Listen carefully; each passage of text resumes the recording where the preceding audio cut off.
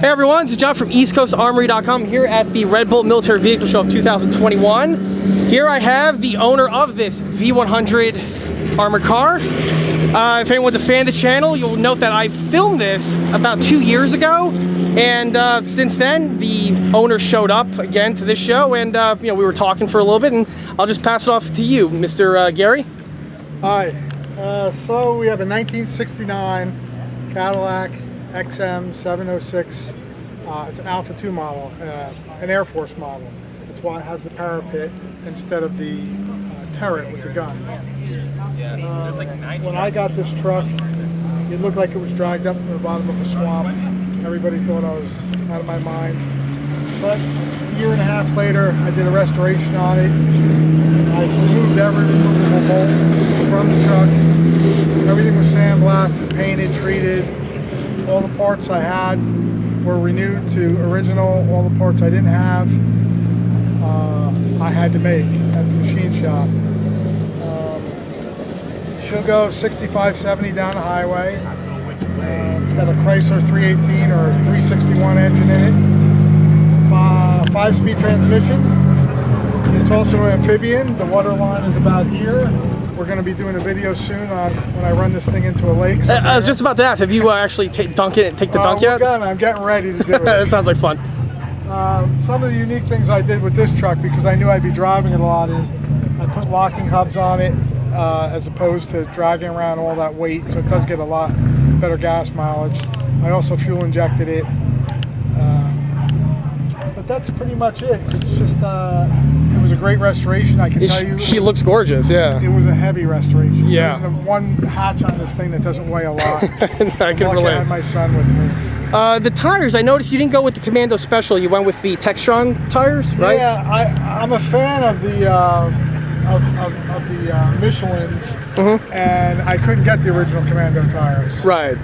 Same as the wheels and the rims. Yeah. These are M-Wraps, so it's a 1.5 rear, but it's a 5-ton wheel, and we made up adapters, and they trued out. It really drives down the road really well. Surprised how well it goes down the road and how smooth it is. Yeah, she's smooth. She is smooth.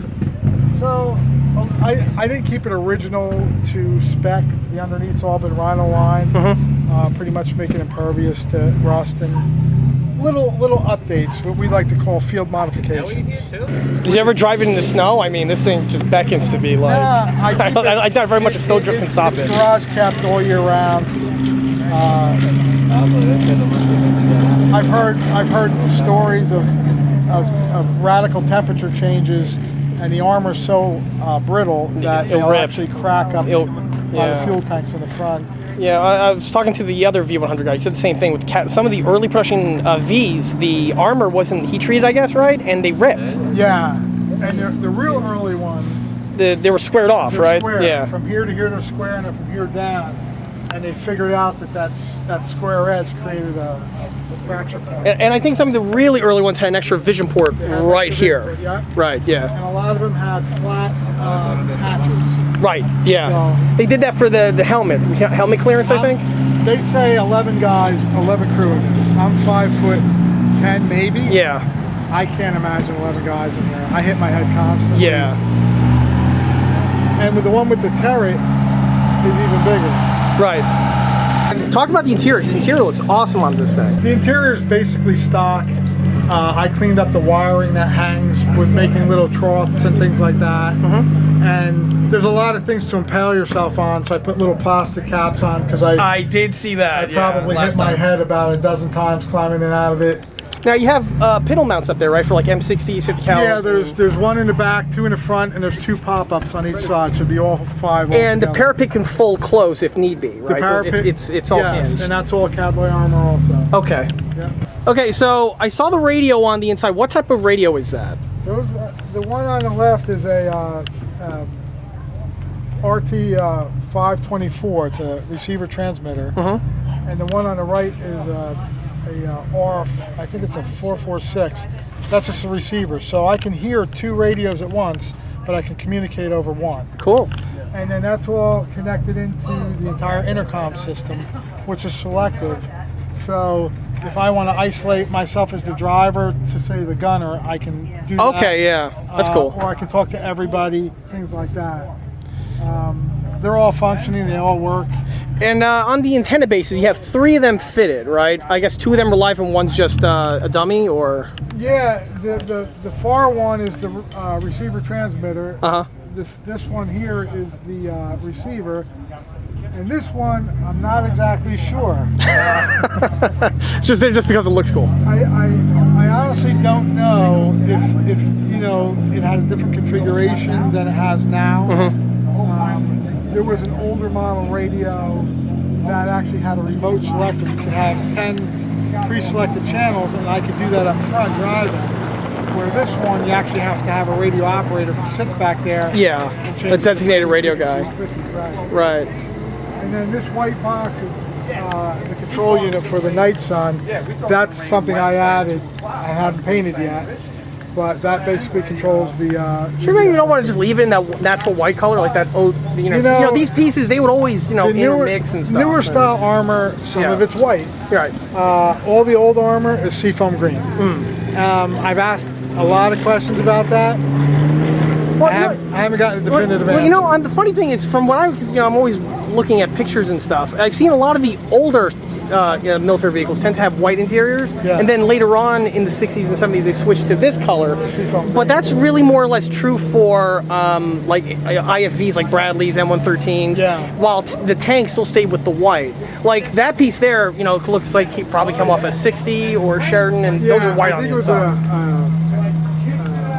Not an Abrams, it was a Bradley, I believe. Yeah. Yeah, that was common on the Bradleys. They would actually mount the gun. That's why I never saw a Bradley with that searchlight fitted. Yeah, it was fixed next to the barrel. Wow. Okay. Okay, that's cool. That looks like I got some Googling to do, because that sounds like a cool project, actually. Some of the new things that they figured out, like I said, this is one of the last ones as a 69. In 63, they made a change to the body. They were getting cracks. They removed one of the windows. They added that shell, that little China hat on top of the air intake. That was Molotov cocktails. Yes. They also did some work back on where the exhaust and the fan exhaust, and I believe they put a little shield up on some of them. It kind of like juts outward this way. I believe that was when you know, they would go into the water fast speeds to keep the water from coming. That makes sense. Makes sense, right? Yeah.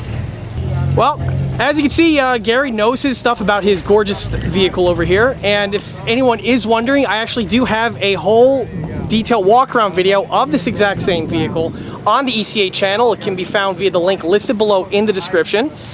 And I want to give my personal thanks to Gary here, who was so kind enough to not only show up to this show, but be polite enough to allow me to pick his brain a bit, and for him to talk about his excellent addition to his collection. So, anything else to add on to that, Gary? I think you did a great job. Thank you for taking the time to help spread the word of what it is and how it works, and for all the people that are interested. My pleasure.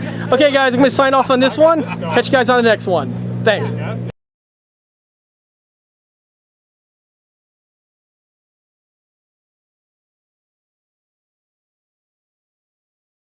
The interiors.